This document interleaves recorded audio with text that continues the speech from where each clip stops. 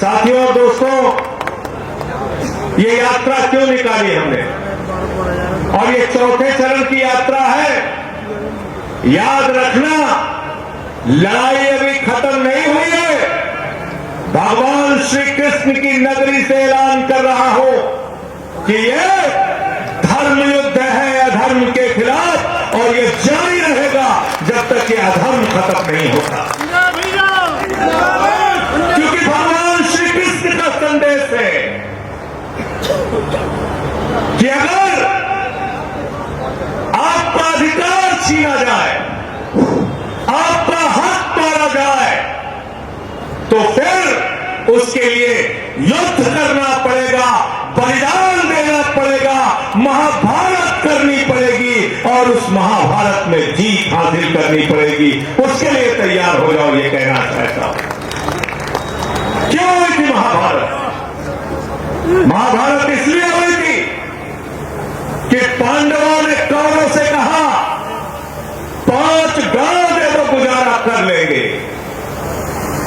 लेकिन कौरवों ने अपने अहंकार में कहा सुई के नोक के बराबर भी जमीन नहीं दूंगा।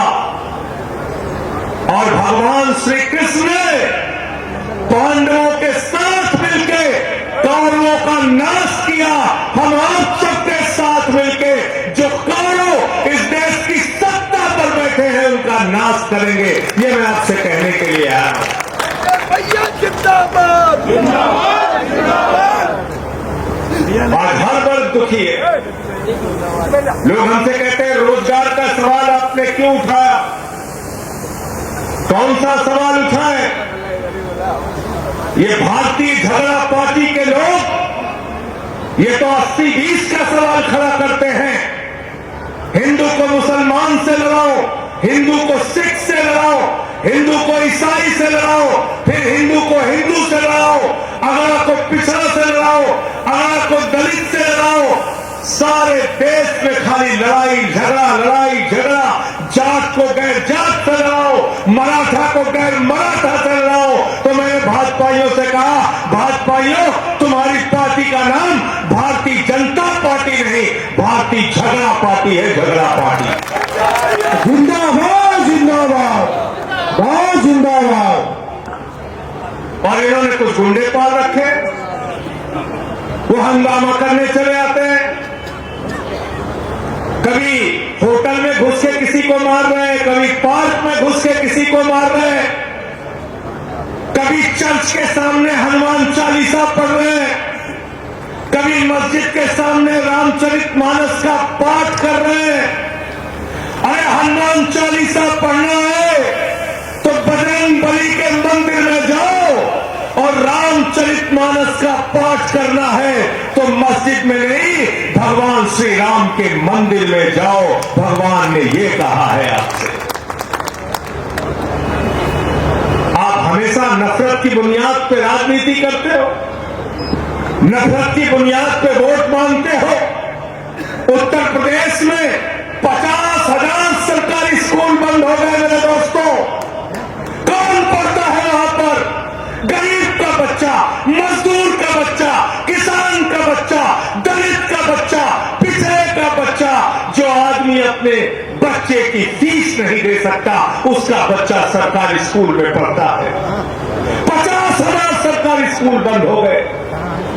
कोई हिंदू संगठन नहीं बोला जिस हिंदू का खून न खौला खून नहीं वो पानी है, अरे ये स्कूल तो खुलना चाहिए।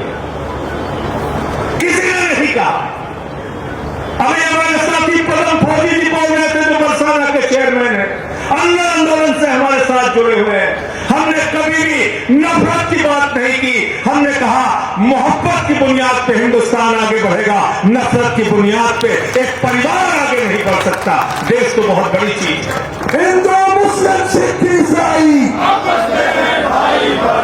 हमने गाना बजाया इस पूरी यात्रा के दौरान, तू हिंदू बनेगा न मुसलमान बनेगा, इंसान की औलाद है, इंसान बनेगा। इंसानियत का ही तो पाठ सिखाया सबने, मानवता का ही तो पाठ सिखाया। हमारे रामचरितमानस ने क्या कहा? सब नर करहि परस्पर प्रीति, सारे लोग आपस में प्यार से रहें। ये रामचरितमानस का संदेश है, ये रामचरितमानस का संदेश है। हिंदू धर्म कहता है वसुदेव कुटुंबकम, पूरा विश्व हमारा परिवार है। हिंदू धर्म कहता है अपने पूजा की समाप्ति के बाद प्रभु से प्रार्थना करना, धर्म की जय हो, अधर्म का नाश हो, प्राणियों में सद्भावना हो, विश्व का कल्याण हो। अरे हम वो धर्म है जो पूरे विश्व के कल्याण की कल्पना करते हैं मोदी जी। हम लड़ाई झगड़े की राजनीति में यकीन नहीं रखते। लेकिन आज क्या किया जा रहा है? स्कूल के सवाल पे आंदोलन नहीं होगा, तब आम आदमी पार्टी के लोग सड़क पे निकलेंगे। हृदय चौधरी जाएंगे, प्रशांत यादव जाएंगे, अंकुश चौधरी जाएंगे, लड़ाई लड़ेंगे, लाठी खाएंगे। हमने लड़ाई लड़ी और हमने कहा बाबा जी सरकारी स्कूल उत्तर प्रदेश में आपको बंद नहीं करने देंगे, और सरकारी स्कूल बंद नहीं होने दिया। आम आदमी पार्टी ने लड़ाई लड़ी। हमने संजय भैया जिंदाबाद। उत्तर प्रदेश में अस्पतालों में मोमबत्ती में ऑपरेशन होता है, किसी हिंदू संगठन का खून नहीं खोलता। कोई आरएसएस वाला, विश्व हिंदू परिषद वाला, बजरंग दल वाला नहीं कहता अरे हमारे हिंदू भाइयों का यहां ज्यादातर इलाज होता है, क्यों नहीं अस्पताल ठीक करते? पानी की टंकी लगी है गांवों में, वो पानी की टंकी उद्घाटन से पहले उड़ जाती है। बंसराज दुबे ने गांव में सबको लाइव दिखाया, बोले एक टंकी है पानी की, 4 साल पहले बनी थी, करोड़ों रुपए निकल गया टंकी के नाम पे। मीडिया वालों ने कहा टंकी कहां है? बंसराज दुबे ने कहा टंकी हवा में। टंकी का पता नहीं, टंकी का निर्माण नहीं हुआ, पैसा निकल गया करोड़ों रुपए। सड़कें बनती है, पैसा निकल जाता है, पुल बनता है, पैसा निकल जाता है, स्कूल बनता है, पैसा निकल जाता है, अस्पताल बनता है, पैसा निकल जाता है। मौके पे ना स्कूल होता है, ना सड़क होते, ना अस्पताल होता है, ना टंकियां होती है। चल रहा है भ्रष्टाचार। कोई हिंदू संगठन का व्यक्ति नहीं कहता, आरएसएस वाला, बजरंग दल वाला, विश्व हिंदू परिषद वाला कि इस पर हमारा खून खोल रहा है। अभी मैंने पार्लियामेंट में तो कहा मोदी जी के सामने, आपको पता है आप अगर सोचोगे तो आपको गुस्सा आएगा, मुश्किल यह है आप सोचते नहीं, आप अपनी समस्याओं के बारे में जानते नहीं। किसान कहता है कर्जा माफ कर दो, सरकार कहती है पैसा नहीं है। नौजवान कहता है हमने अपनी पढ़ाई के लिए, इंजीनियरिंग के लिए लोन लिया था, हमारा कर्जा माफ कर दो, सरकार कहती है पैसा नहीं है। मजदूर कहता है हमने बेटी की शादी के लिए कर्ज लिया था, वो पैसा माफ कर दो, सरकार कहती है पैसा नहीं है।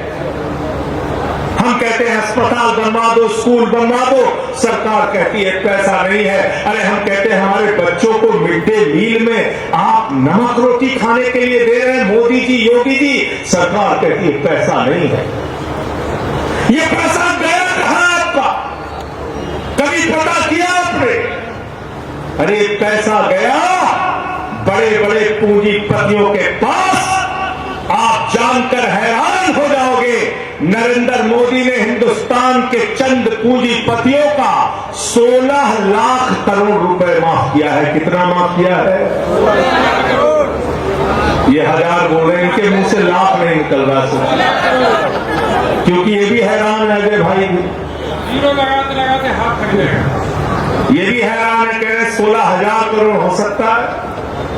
नहीं साहब, 16,000 नहीं, 16 लाख करोड़। जीरो लगाते लगाते थक जाओगे। किसान का 50,000 बाकी रहता है तो आप उसको पकड़ के हवालात में डाल देते हो तहसील के अंदर, लेकिन 16 लाख करोड़ रुपए अपने दोस्तों का माफ कर दिया। मैंने पूछा क्यों माफ किया? भैया कुछ करना है काम है।